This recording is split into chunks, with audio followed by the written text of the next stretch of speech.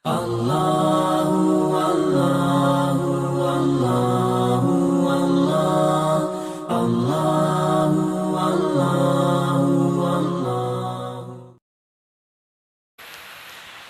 Ini malam ini malam akhir tahun ini rentan ini.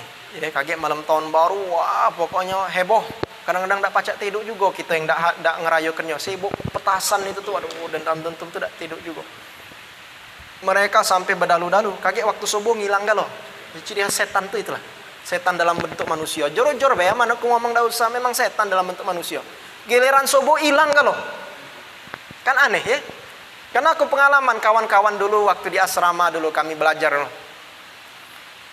Mereka tuh kaget tengah malam jam 2 jam 3 main game, wah main itu. Tapi giliran anak subuh ngilang galau tidur rupanya. Dibangun ke subuh susah. Subuhnya jam berapa? Jam 6 subuhnya lah lewat, nauzubillah. Itu kan pengaruh dari godaan setan. Baik. Rasulullah bersabda, "Man tasyabbaha biqaumin fahuwa minhu." Siapa yang meniru-niru suatu kaum, maka dia termasuk dari kaum itu. Nah, ini hadis Nabi.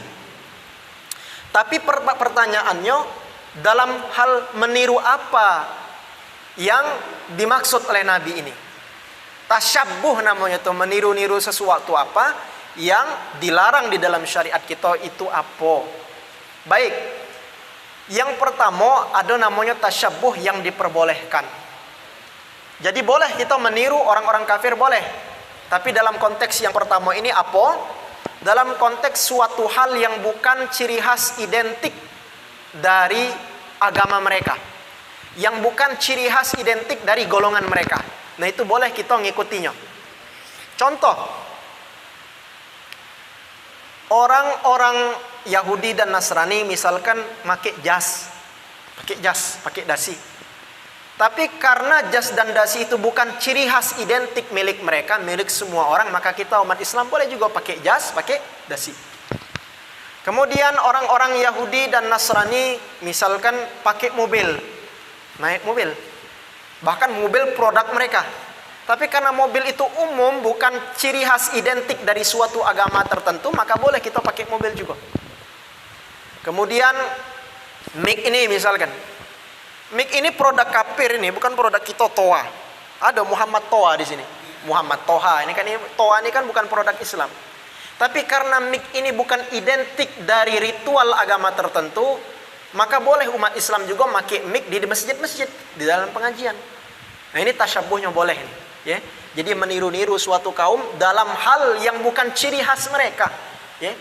Ini termasuk hal yang diperbolehkan selama tidak bertentangan dengan syariat Islam.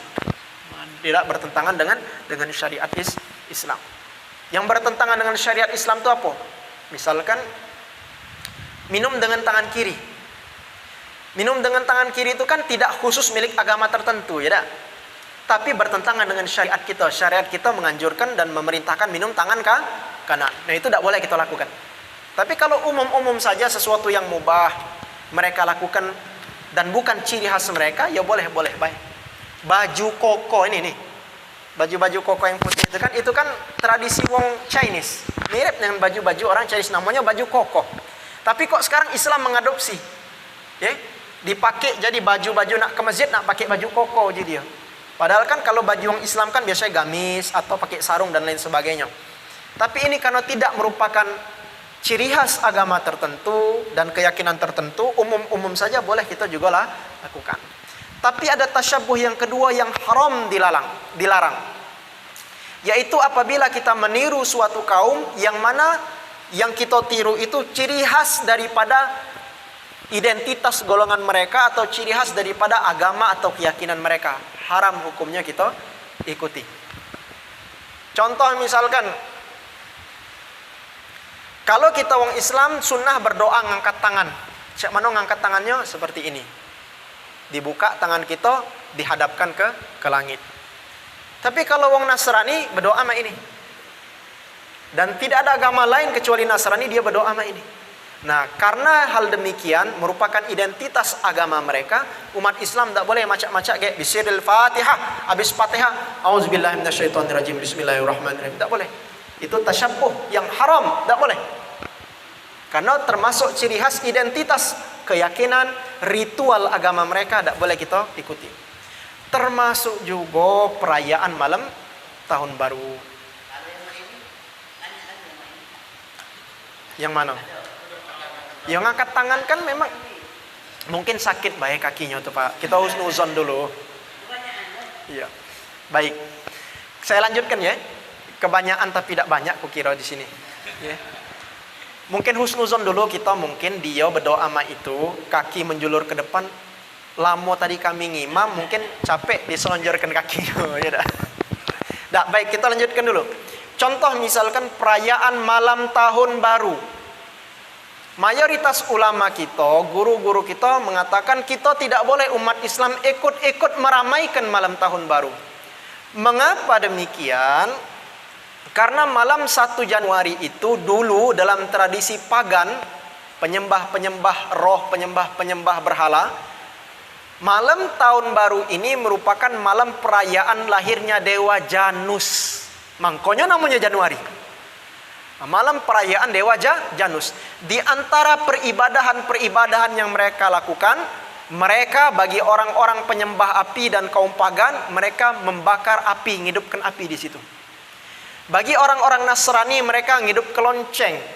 Dan bagi orang-orang Yahudi, mereka meniup trompet.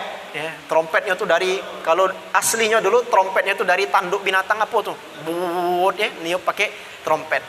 Dan na'udzubillah, ketiga-tiga itu ditiru-tiru oleh umat Islam. Bakar api, nabu percon. Tadilah mulai kan dardur-dardur, nabu percon kan. Yang kedua, niup trompet. Banyak ketika anak tahun baru kita belikan anak kita trompet, na'udzubillah. Apalagi yang sikok lagi nabu lonceng. Nah, nabu lonceng ini salah satu mungkin kiasnya damdum musik gitu nah. Okay. Semua dilakukan oleh umat Islam, padahal itu bukan milah kebiasaan kita. Jadi keliru, ini tahun baru semua kita, tidak. Kita punya tahun baru Hijriah. Sebelum tahun 1924 runtuhnya Khalifah Utsmaniyah Turki yang terakhir, belum genap 100 tahun Pak. 1924. Semenjak dulu, dari dulu sampai 1924, tanggal yang kita pakai kalender itu Hijriah. Semenjak sistem khilafah itu dihapus, balik lagi jadi dia dipakai karena wong kafir, Yahudi dan Nasrani yang menguasai dunia, khalifah runtuh, dipakainya tanggal mereka. Nah, jadi hendaknya kita sebagai umat muslim, kita punya tanggal Hijriah. Itu yang kita semarakkan dengan syiar dakwah. Nah, pada malam tahun baru ini hendaknya kita di rumah, lebih baik kita berzikir, ya kan? Tidak salah kita memanfaatkan malam itu untuk berzikir dalam rangka muhasabah. Ya Allah, mungkin tahun ini aku banyak dosa. Berzikir, minta ampun kepada Allah, tidak salah. Karena kita dituntut berzikir tiap waktu. Tapi kalau kita melok-melok nabu percon, melok-melok membakar api depan rumah, melok-melok juga misalkan dangdutan, nah itu hendaknya harus kita tinggalkan. Selain berkonsekuensi dengan keyakinan kita, yang kedua itu pun menjadikan kita sebabnya tabdir, mubazir. Karena kebanyakan yang terjadi pada malam tahun baru itu kebiasaan-kebiasaan yang identik dengan perilaku mubazir. Sesuatu yang berlebihan dan sesuatu membuang sesuatu yang bermanfaat kepada sesuatu yang tidak ada manfaatnya. Itulah mubazir. Bakar percon, ya kan? Pemerintah nyiapkan misalkan 10.000 petasan untuk malam tahun baru. Berapa duitnya sudah? Lebih baik buat nasi minyak, kita zikir, habis itu makan. Lebih berkah itu. Ini untuk percon bayana, untuk petasan. Itu kan mubazir. Nah, jadi pada malam tahun baru, seluruh kemaksiatan berkumpul biasanya di situ. Minum-minuman keras berkumpul juga. Zina, kalau di Jawa sana, di puncak sana, penuh malam tahun baru, maksiat. Dan lain sebagainya. Makanya jangan kita ambil andil ikut di situ. Takutnya kita lagi nyekek botol, azab turun, mati sul khotimah. Lebih baik ketika kita malam tahun baru, kita berzikir kepada Allah, kita perbanyak ibadah. Ketika datang musibah, Allah wafatkan dalam keadaan husnul khotimah. Daripada lagi jingkrak-jingkrak, nyekek botol, datang musibah, gempa bumi, mati suul khotimah. Nah, jadi hendaknya yang sudah hadir pengajian ini, njuk tahu kerabat kita, njuk tahu wong tua sanak keluarga kita, jangan rayakan malam tahun baru. Sudahlah biasa-biasa baik kita. Ini penyakit kita dari kecil dulu, diedukasi, oh tahun baru mari kita rayakan, ini perayaan semua agama. Tidak. Kita punya tahun sendiri. Ya. Nah ini mulai kita biasakan tradisi yang baru kita tidak ikut-ikut dalam perayaan malam tahun baru.